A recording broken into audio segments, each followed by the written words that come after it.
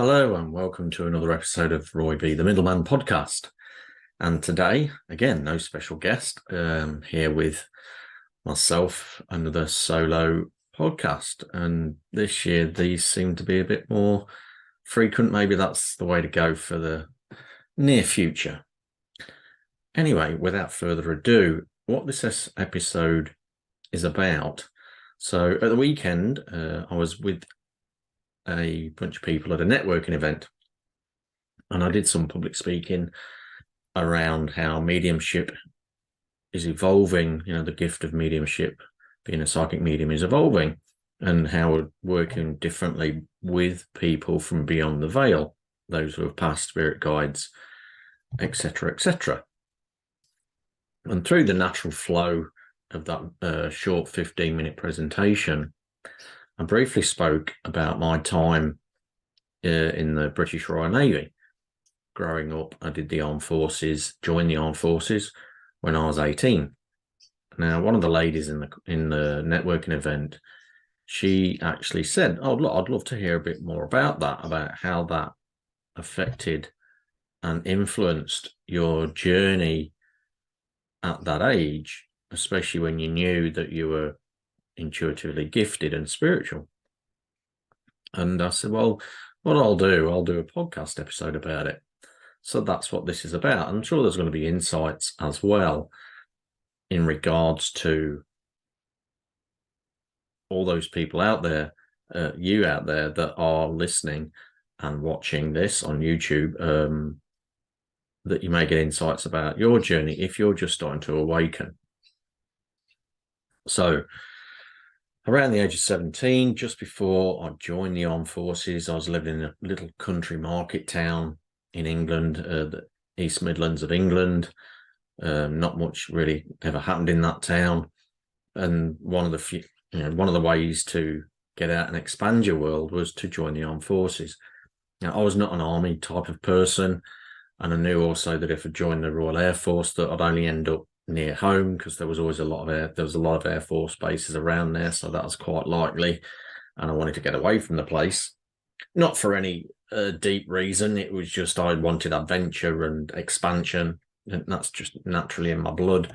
And then, so the obvious option for me, not the only option left, was to join the Royal Navy. And a friend of mine that I went to school with had just spent his 18th birthday in the Bahamas. So, that made it an easy choice. Not that I ever got to the Bahamas in the end, but, I did travel. So I did all the entrance exams, passed with flying colours, and joined the Royal Navy. And it was actually around the same time as my awakening was really starting to gather pace. I knew that my intuition was something inside of me that I couldn't turn off, that was just there, humming in the background, but gathering pace. I was already going to see psychic readers at the time to find out what I was just naturally curious about. And a lot of the time during those readings, pretty much nearly every time I went for a reading, I got the, "You're not using your gifts enough." And I always used to say to them, going, "Well, can you please tell me what those gifts are?" And interesting enough, I never really got a response around that.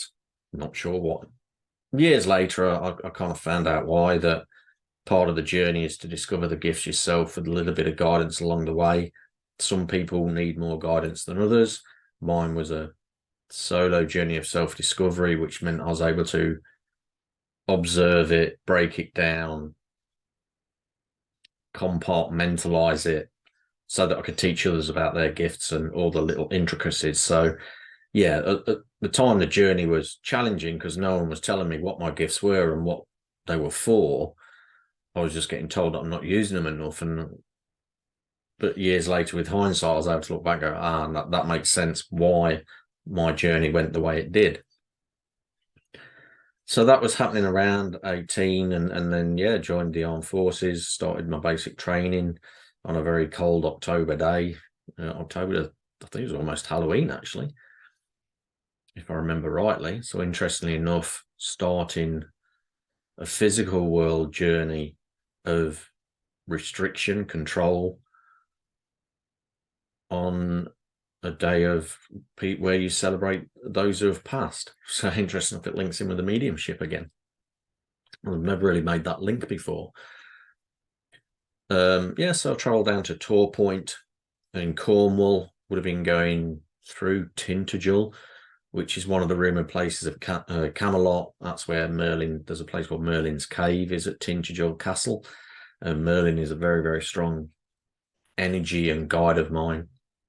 And I resonate with Merlin more than absolutely any other guide out there, any other being. So it is interesting. I was going close through those lands all the way down to do my training for 6 weeks.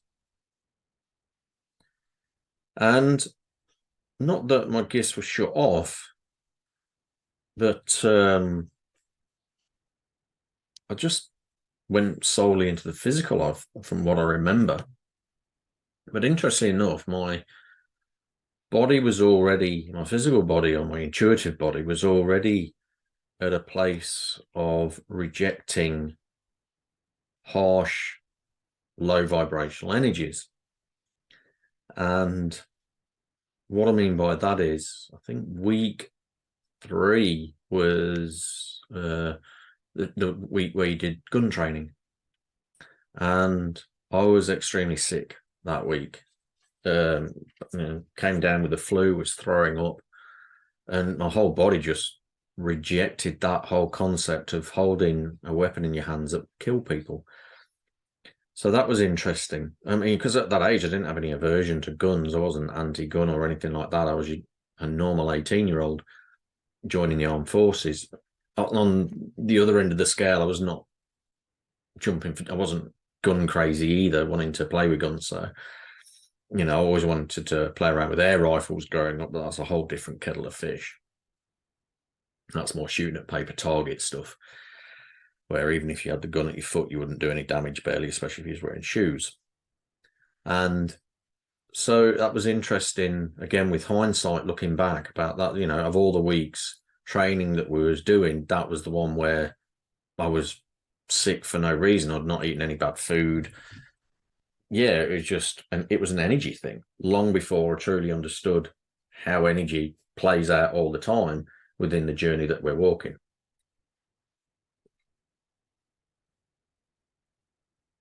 And then on beyond that, then doing some exercises and just doing the normal armed forces, or what I would consider normal armed forces stuff, training, learning skills. Did the passing out parade on a very, very cold December day. And interesting enough, it was December the 14th, and it was actually a year to the day since I passed my driving test. So December the 14th seemed to be a auspicious day throughout my life. I know the very first time I moved house was December the 13th, or there and thereabouts. So it's interesting that day, which is just thinking numerologically, if there's any resonance there, which is 12th month, 14th day, which is 3, 4, 8. Well, there's the abundance number. Well, that's interesting. Expansion, abundance, and transition. Then on to trade training. Now, I'd already, prior to joining the armed forces, I'd done an apprenticeship as an electrician. So I was learning electrical energy long before, so I could easily transition into working with spiritual energy. Someone pointed that out to me many years ago when I was explaining that, and it was a link I'd never made, even, many, many years down the track. And it's one of those comical things that you don't really pay attention to. And then, so I did the training. That was in Portsmouth. That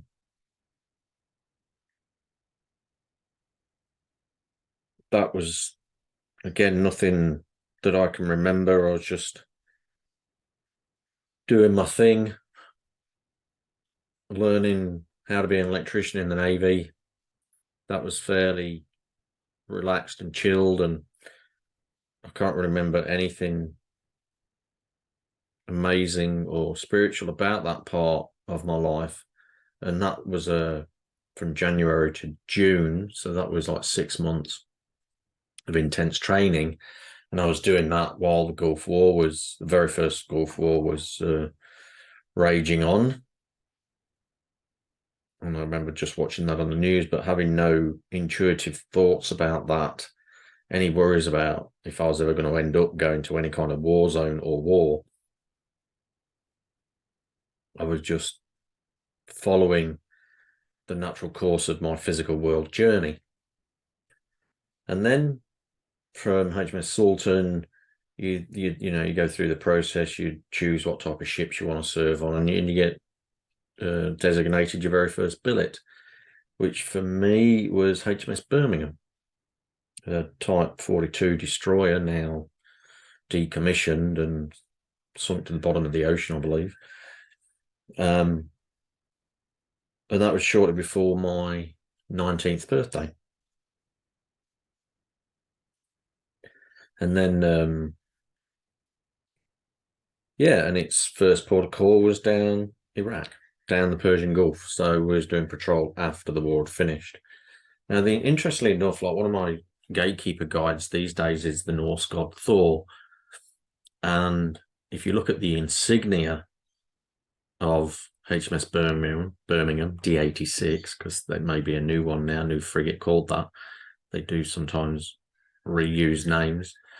Anyway, HMS Birmingham, its insignia was a hammer, a hand holding a hammer, which I class that as one of the little breadcrumbs that our life leaves us, that when we start going through our spiritual awakening, we can look back with hindsight and go, that makes sense. So that's why that one of all. And interestingly enough, I think HMS Birmingham was also commissioned in 1972, which was the year I was born. So it's as old. It was as old as it was as old as I was. Obviously, it had been, retrofitted and updated to match all the 90s equipment at the time. But that was interesting. It's like I was, on a ship that had been birthed the same year as myself. And, for those that believe all the conspiracy theories, and some of it's truth now, but the way they talk about maritime law and how they use that at sea language, as in, birth certificate and money's to do with banks, river banks. And for those that know, they know what I'm talking about. I don't need to go into depth around that, but it is interesting that I was birthed the same year as a ship was birthed that I then ended up serving on. That was probably my first experience of not really fitting in. It's different in training because everyone's in a kind of energy where you're not going to hang around with people for that long, so you sort of just get along.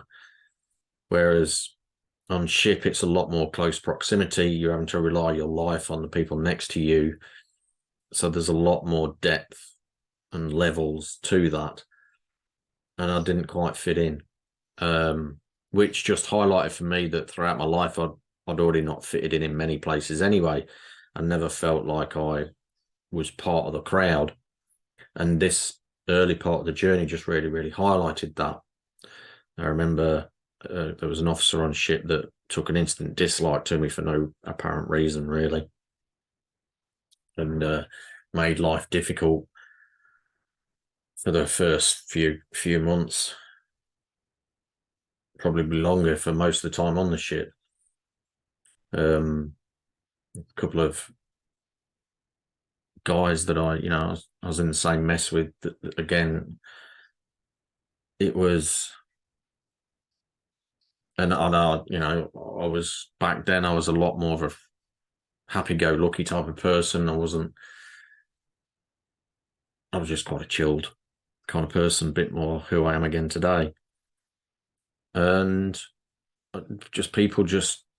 I'm not starting to notice that some people just seem to take offense for me just being me, which years later I got to understand why. When, as you're a healer, you are going to trigger people that have got things to hide, aren't ready to move beyond what carrying a natural healing energy can create. So that was an interesting time. I was on ship for not far off 2 years. And with hindsight, looking back, I actually felt the reason for me traveling the places that I did was to connect with parts of myself that were linked to past lives, linked to wisdom downloads. So get my feet on the ground in places like Africa and the United Arab Emirates. And, I went through the Suez Canal, so I was like a stone's throw away from Egypt, literally a stone's throw away from Egypt. And all, and I went around the British Isles, Wales again, which was probably a bit more Merlin stuff, and Scotland, which is Celts and Druidism.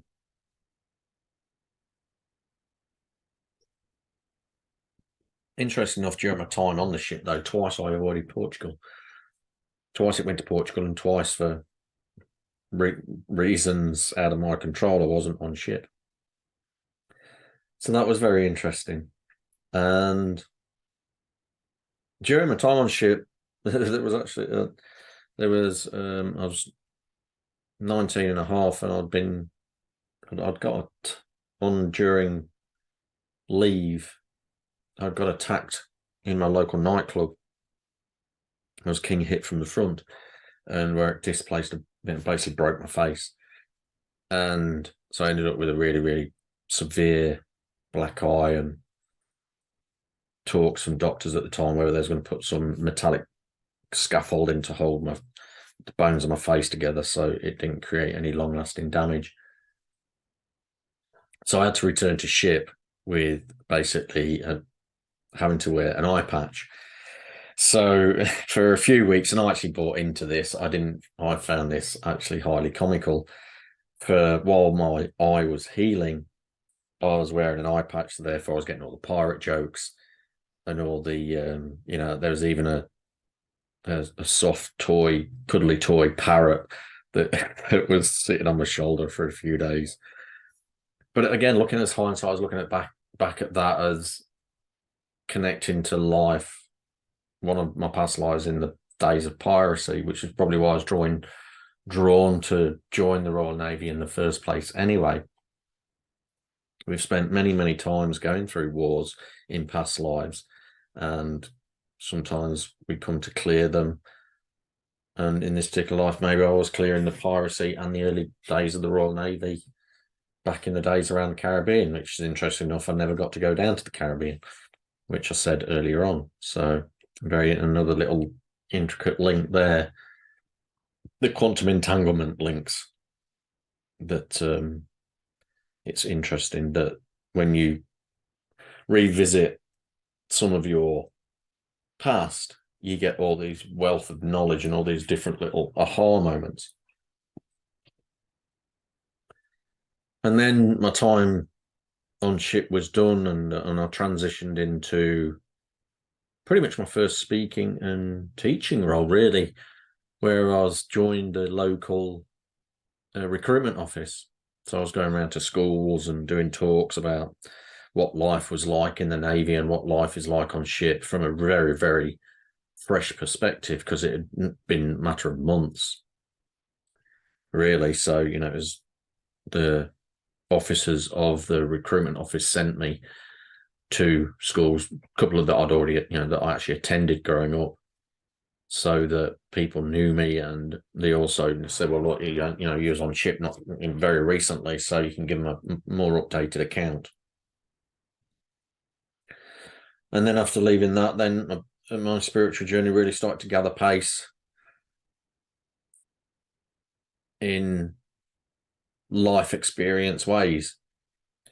My first real breakup, which, my first dark night of the soul, I would say, because when you leave the armed forces, it's, for those who have never been in the armed forces, it's like you've got this institution that basically does everything for you. If you want anything, you just got to go and ask someone, and if they don't know, they'll know someone that knows. whatever it is that you want to do, your dental's taken care of, your health and food, and you have to do nothing for yourself. But on your time off, because I was young and I was in the forces, it tended to be going down the pub for a drink with my friends and my shipmates.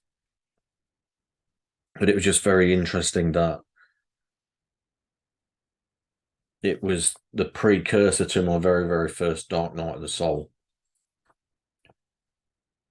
The removal of, it's like I went into and served in an institution that builds ego, essentially, that creates a big egoic center within you to then have it just completely obliterated almost the day that I leave. So that's very, another hindsight and another insight into how this journey throughout my time during the armed forces was intricately linked to my spiritual journey, walking side by side, almost walking the shadow and the light, absolutely together on the same line. There was beautiful moments during my time at sea, especially when you couldn't see land. You could, as the sun was going down, you'd go and sit there and just look at the ocean and the horizon, and everything was just incredible, even though there's nothing to really look at because you've just got the ocean. Melancholy, therapeutic, meditative. And you sit there, you got, this gentle sound of the waves because the ship's just happily cruising along. Yes, very, very interesting. You might see the odd dolphin or tuna or, sea creature. Very, very interesting times. So that's about it. I thought it might have been a bit more in depth. Maybe there's some there. So for my friend that's listening from the networking event, Amanda, there you go. There's the episode. I said I'd talk more in depth around how the armed forces was an integral part of my early spiritual awakening, precursor to my very first dark night of the soul. So with that knowledge, maybe I can speak to other people who've actually been in the armed forces and to see if that was the same for them. Because being spiritual, being intuitive is all about ultimate freedom with a strong framework. Because if you have that ultimate freedom without a strong framework, you end up with chaos. So the armed forces created that internal framework, the rigidity, the ability to do lists and be driven to get them done and have that routine in place, which is highly important. The more you want to expand your gifts, the more routine, the bigger the tree grows, the bigger the roots grow. It's exactly the same principle. The more you want to be free with your intuitive abilities, the more you've got to be grounded into this Mother Earth, because your human body is the trunk for your intuitive abilities to expand into different realms, into different dimensions, and into different strengths of energies and flow. So that taught me how I can be surrounded by non-awake people and go with the flow and have a natural ability to protect my energy and be grounded. So yeah, there's some very beautiful teachings for living in the physical realm from my time in the armed forces. So there you go. So for those that are awakened or along their journey that have spent time in the armed forces, maybe some of this would help you with some more deeper insights into that time that will help you expand your abilities and your wisdom about your inner self and your journey. Yeah, so, and interesting enough, just D86 was the number of the ship. Well, 8 plus 6 is 14. And I passed out of my basic training on the 14th, passed my driving test on the 14th. So there's that 14 number again, which is 5, which changes. And the very, very first house I bought, my very first house was number 86. So Very interesting. In 1986, no, not quite left school then. So, yeah. But yeah, 1986, I remember I was 14. I was really, really drawn to a spiritual church at that age and didn't have the courage to go in. So very interesting. So, and this is, when you start to pull things apart, you start to find all these hidden little gems and all these hidden little crumbs of why your life plays out the way it does. In other words, you're basically pulling the matrix apart of your own existence and seeing all these hidden little gems. So there's a little bit of insight around that. So thank you very much for listening. I'd love to see you all on the next episode, which will be episode 22. This is episode 21. And yeah, for you who are watching and for you who are listening, thank you very much. And I'll see you in the next show. Take care. I'm not sure whether the next show will be just me or whether there'll be a guest.